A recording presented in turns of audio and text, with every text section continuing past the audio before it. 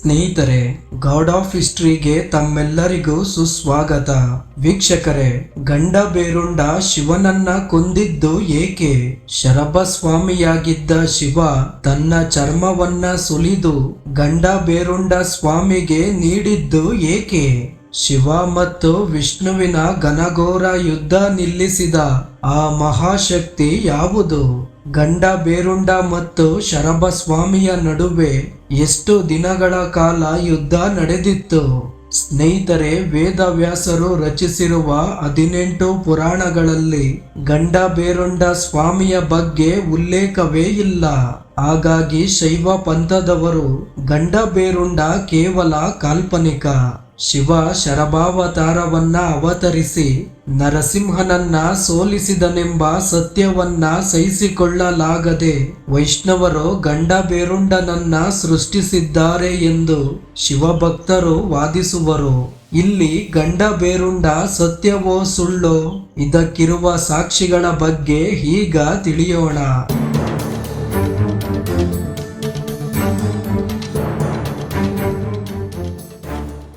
ಸ್ನೇಹಿತರೆ, ನಮ್ಮ 18 ಪುರಾಣಗಳಲ್ಲಿ ಗಂಡ ಬೇರುಂಡ ಸ್ವಾಮಿಯ ಬಗ್ಗೆ ಮಾಹಿತಿಗಳೇ ಇಲ್ಲ. ಹಾಗಾಗಿ ಗಂಡ ಬೇರುಂಡ ಅವತಾರವೇ ಸುಳ್ಳೆಂದು ಹೇಳಲು ಸಾಧ್ಯವಿಲ್ಲ. ಏಕೆಂದರೆ ಗುಳಿಕ ದೈವದ ಬಗ್ಗೆಯೂ 18 ಪುರಾಣಗಳಲ್ಲಿ ಉಲ್ಲೇಖವಿಲ್ಲ. ಆದರೆ ಕೇರಳದ ಜ್ಯೋತಿಷ್ಯ ಶಾಸ್ತ್ರದಲ್ಲಿ ಈತನನ್ನ ಶನಿದೇವನ ಪುತ್ರ ಎನ್ನಲಾಗಿದೆ. ತುಳುನಾಡಿನಲ್ಲಿ ಗುಳಿಕ ದೈವದ ಆರಾಧನೆ ಈಗಲೂ ನಡೆಯುತ್ತಿದೆ. ವೇದವ್ಯಾಸರು ತಮಗೆ ಸಾಧ್ಯವಾದಷ್ಟು ಮಾತ್ರವೇ 18 ಪುರಾಣಗಳಲ್ಲಿ ಉಲ್ಲೇಖಿಸಿದ್ದಾರೆ. ಪುರಾಣಗಳನ್ನ ಬಿಟ್ಟು ಕೋಟ್ಯಾಂತರ ಸತ್ಯ ಘಟನೆಗಳಿವೆ. ಅವುಗಳೆಲ್ಲವೂ ದಂತಕಥೆಗಳಾಗಿ ಉಳಿದಿವೆ. ಇವುಗಳಲ್ಲಿ ಗಂಡ ಬೇರುಂಡನ ಘಟನೆಯೂ ಸೇರಿದೆ. ಸ್ನೇಹಿತರೆ, ಈಗ ಈ ವಿಷಯಕ್ಕೆ ಸಂಬಂಧಪಟ್ಟ 3 ದಂತಕಥೆಗಳು ಮತ್ತು ಇತಿಹಾಸದಲ್ಲಿರುವ ಸಾಕ್ಷಿಗಳ ಬಗ್ಗೆಯೂ ತಿಳಿಯೋಣ.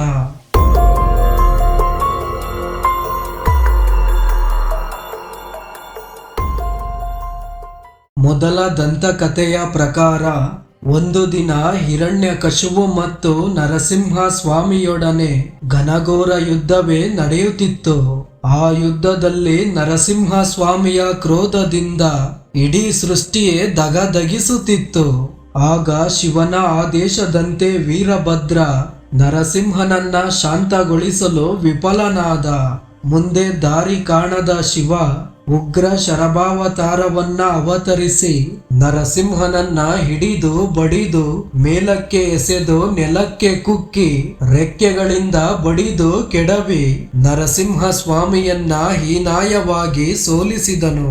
ಈ ಸೋಲನ್ನ ಸಹಿಸದ ನರಸಿಂಹ ತನ್ನ ಅಖಂಡ ಶಕ್ತಿಯನ್ನ ಒಟ್ಟಿಗೆ ಆಹ್ವಾನಿಸಿಕೊಂಡು ಗಂಡ ಬೇರುಂಡನಾಗಿ ಅವತರಿಸಿ ಶರಭಸ್ವಾಮಿ ಮತ್ತು ಹಿರಣ್ಯಕಶಿಪುವಿನೊಡನೆ ಏಕಾಂಗಿಯಾಗಿ 18 ದಿನಗಳ ಕಾಲ ಹೋರಾಡಿ ತನ್ನ ಕಾಲುಗಳ ಉಗುರುಗಳಿಂದ ಶರಭಸ್ವಾಮಿ ಮತ್ತು ಹಿರಣ್ಯನನ್ನ ಹಿಡಿದು ಅವರಿಬ್ಬರ ಹೊಟ್ಟೆಗಳನ್ನ ಒಂದೇ ಸಮಯದಲ್ಲಿ ಸೀಳಿಕೊಂದನು.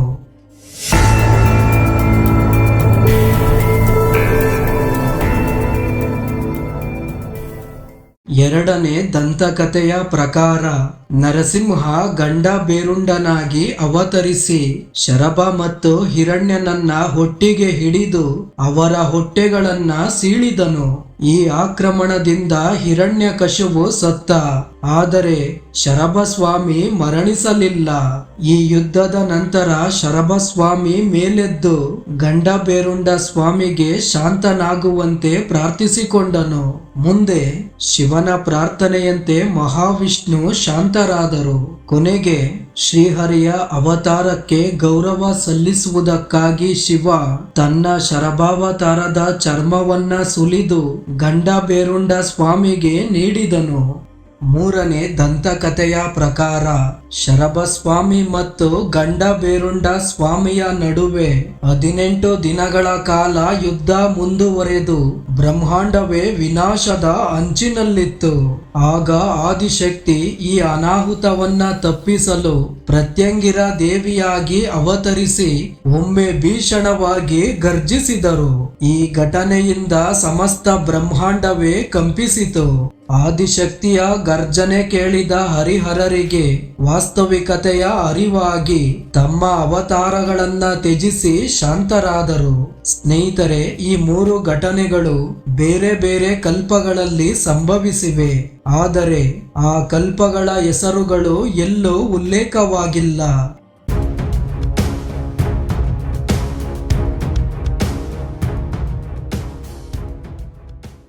ಇತಿಹಾಸದ ಪ್ರಕಾರ ಆಚಾರ್ಯ ಚಾಣಕ್ಯರು ವಿದ್ಯಾಭ್ಯಾಸ ಪಡೆದ ತಕ್ಷಶಿಲೆಯಲ್ಲಿ ಅತಿ ಪುರಾತನವಾದ ಗಂಡಬೇರುಂಡ ಶಿಲ್ಪ ದೊರೆತಿದೆ.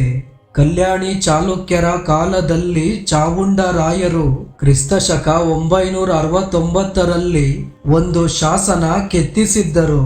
ಆ ಶಾಸನದಲ್ಲಿ ರಾಕ್ಷಸರನ್ನ ನುಂಗುತ್ತಿರುವ ಗಂಡಬೇರುಂಡನನ್ನ ಕೆತ್ತಿಸಿ ಆ ಶಿಲ್ಪದ ಕೆಳಭಾಗದಲ್ಲಿ ಬೇರುಂಡೇಶ್ವರ ಎಂಬ ಹೆಸರನ್ನ ಕೆತ್ತಿಸಿದರು.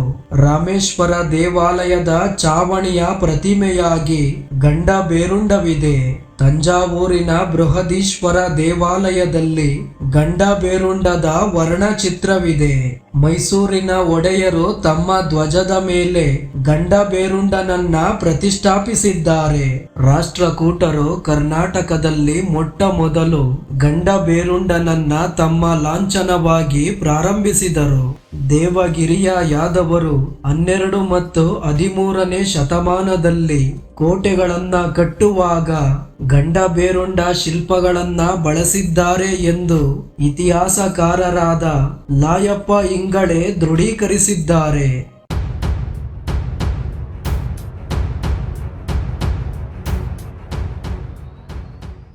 ಹೊಯ್ಸಳರ ಅರಸನಾದ 3ನೇ ನರಸಿಂಹ ಮತ್ತು 3ನೇ ಬಲ್ಲಾಳರು ತಮ್ಮ ಶಿಲಾಶಾಸನಗಳ ಮೇಲೆ ಗಂಡಬೇರುಂಡಗಳನ್ನ ಕೆತ್ತಿಸಿದ್ದರು. ವಿಜಯನಗರದ ಸಾಮ್ರಾಟರಾಗಿದ್ದ ಅಚ್ಯುತರಾಯರು ಚಿನ್ನ ಮತ್ತು ತಾಮ್ರದ ನಾಣ್ಯಗಳ ಮೇಲೆ ಗಂಡಬೇರುಂಡವನ್ನ ಮುದ್ರಿಸಿದ್ದರು. ಮಧುರೆಯ ನಾಯಕರು ಮತ್ತು ಕೆಳದಿಯ ಅರಸರುಗಳು ಗಂಡಬೇರುಂಡನನ್ನ ಲಾಂಛನವಾಗಿ ಬಳಸಿದರು. ಚನ್ನಕೇಶವ ದೇವಾಲಯ ಮತ್ತು ಕೋರಮಂಗಲದ ಭೂಜೇಶ್ವರ ದೇವಾಲಯಗಳಲ್ಲಿ ಗಂಡಬೇರುಂಡನನ್ನ ಪ್ರತಿಷ್ಠಾಪಿಸಿದ್ದಾರೆ. ಮೈಸೂರಿನ ಮಹಾರಾಜರಾದ 3ನೇ ಕೃಷ್ಣರಾಜ ಒಡೆಯರು ಶ್ರೀ ತತ್ವನಿಧಿ ಎಂಬ ಗ್ರಂಥವನ್ನ ರಚಿಸಿದ್ದಾರೆ. ಈ ಗ್ರಂಥದಲ್ಲಿ ವಿಷ್ಣು ನಿಧಿ ಎಂಬ ಭಾಗವಿದೆ. ಆ ಭಾಗದಲ್ಲಿ ಗಂಡಬೇರುಂಡ ಸ್ವಾಮಿಯ ಬಗ್ಗೆ ವಿವರಿಸಲಾಗಿದೆ. ಹೀಗೆ ಇತಿಹಾಸದಲ್ಲಿರುವ ರಾಜ ಮನೆತನಗಳೇ ಗಂಡಬೇರುಂಡ ಸ್ವಾಮಿಗೆ ಸಾಕ್ಷಿಗಳಾಗಿದ್ದಾರೆ. ಇದಿಷ್ಟು ಇಂದಿನ ಸಂಚಿಕೆಯ ವಿಶೇಷವಾಗಿದೆ. ಮುಂದಿನ ಸಂಚಿಕೆಯಲ್ಲಿ ಮತ್ತೆ ಭೇಟಿಯಾಗೋಣ. ಸರ್ವರಿಗೂ ಮಂಗಳವಾಗಲಿ.